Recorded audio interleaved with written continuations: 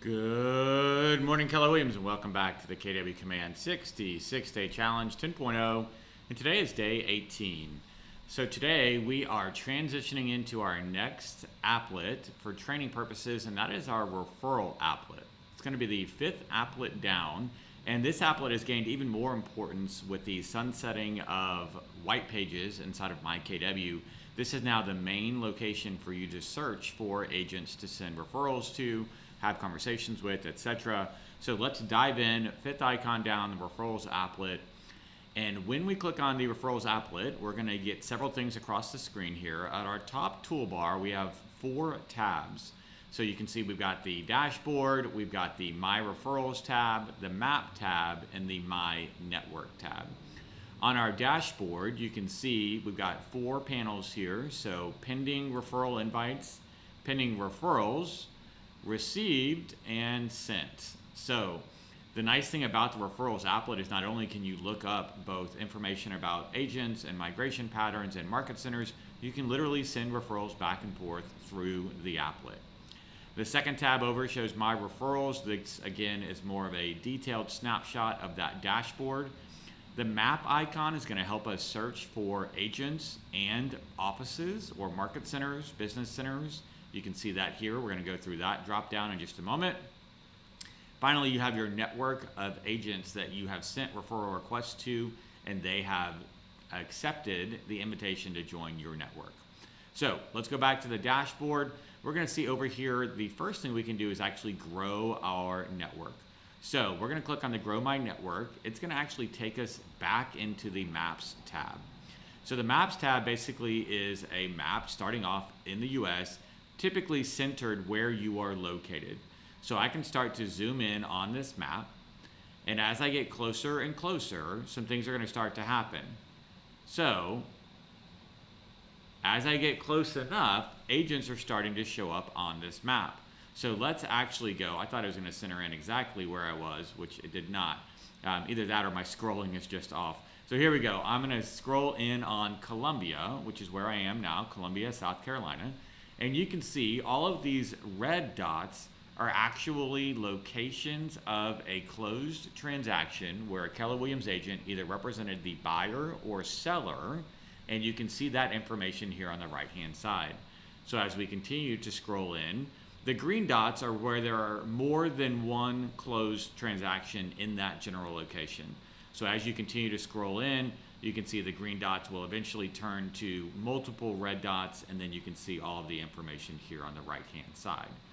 So if you're looking for a specific agent who is going to help you sell in and around downtown Columbia, we can just scroll in here, and there you go. On the screen, we have 15 red arrows, and that represents 15 agents here on the right-hand side, all with Keller Williams, who have closed one of these transactions. You can actually hover over the arrow, and on the right-hand side, if you notice, it'll highlight in pink the agent responsible for that closing.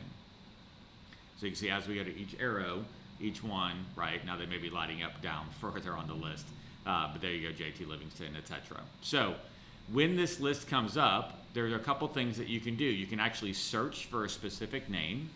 You can filter the list by a variety of specializations. Perhaps you need a specific language that's spoken. You can filter by closed units in the area, total closed units for the last 12 months, listings sold, buy-sides, or leases. Additionally, you can come in here and sort this list by first or last name, A to Z or Z to A, total closed units in the area, closed units, listings sold, buy-sides, and leases. So if we did closed units in total, you'd see the Brent Downing team has the most, and then it's down to Tally Hunt, JT Livingston, Candy Limehouse, etc. On each one of these, you can see whether these individuals are solo agents or have a team. In this case, one new change that has occurred, just to be aware, is that essentially every agent is going to be shown as a team, quote unquote.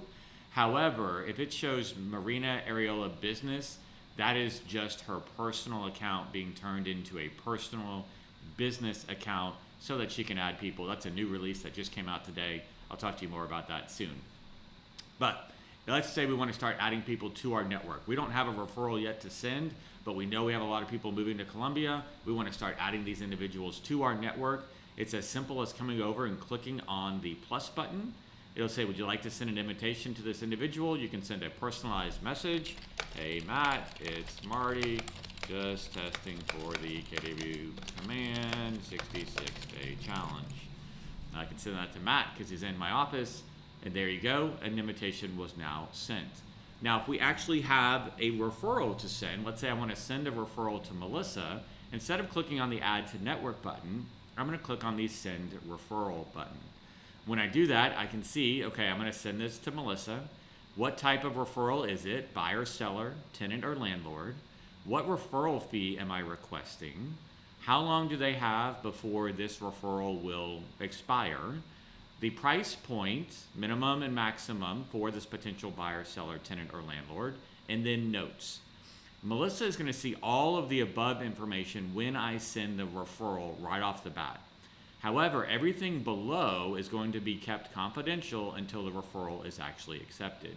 So down below is where you would actually select the contact that you're looking to send over. So let's see, Sabrina Spellman wants to move to Columbia. Here's all of her information. I could put in downtown Columbia. See if that actually comes up. There you go. Downtown is and these are again all of our next door neighborhoods. So I can put in downtown, midtown Columbia. Here's her phone number, email, and her transaction deadline. I can send this referral, and then the data attributes email. Okay, so we had a fake email on here. Let's go back and put in, let's just see if gmail.com comes up. All right, save changes and send. It may be because this is a demo account. Country should not be empty. All right. I'm not sure where country is empty, but obviously something is going on. Oh, it's the client's address, I'm pretty sure. This is a fake address. So anyways, this is what sometimes happens when you use fake data. You wouldn't be incurring these issues because you'd actually have real addresses, names, phone numbers, and emails. But once that referral request is sent, it's going to show up in two places. It would show up in the dashboard. It would also show up under My Referrals. So you can see in the dashboard, we do have one pending invite. So this is for our network. This is where the referrals would actually show up. Now, since our referral didn't go out, it's not actually showing here, but that's where that would show out. So essentially, first things first, my recommendation, find the top cities that you do business in specifically that aren't your local business. So if I was in Columbia, it might be Greenville, it might be Charlotte, it might be Savannah, Georgia, Atlanta, Georgia, right? A lot of different areas, maybe even still out to Lexington, right? I know like in the Houston market, some people won't drive all the way across Houston. So I might refer something from Katy to Baytown or whatever it may be. So you can come into this map, again, center in on your location, find referral partners, and start sending those invites. Once you have referrals to actually send, that's where you're going to come in and start actually using this referral button to find an agent to send it to.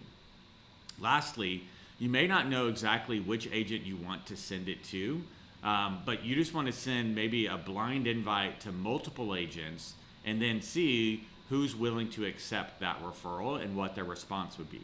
That's known as a broadcast referral. So in this case, I can click on broadcast referral and it's going to send that referral to 16 different agents. And then I get to choose based upon their response which one I'm going to work with. So essentially it's the same exact process, but I'm sending that out to multiple agents. Here's the reality. Sometimes agents don't see these requests. They're too busy. Sometimes they don't reply at all. When you send a referral broadcast, the agent on the receiving end gets an email from command that says, you have a pending referral. Would you like to accept it? Please enter the information. The sending referral agent will contact you if you've been chosen. Something to that basic verbiage. So that's your opportunity, if you receive one of these, to know it's not spam. And I would do more than just accept. I would actually send a message back within the platform, right? It gives you an opportunity to respond back and let them know why you're the best agent to be selected for that referral.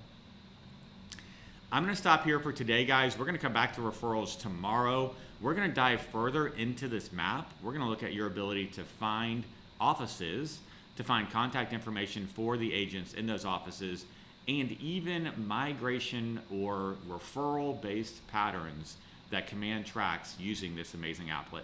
So stay tuned for that. As always, I hope you're having a fantastic day, and I look forward to speaking with you again real soon.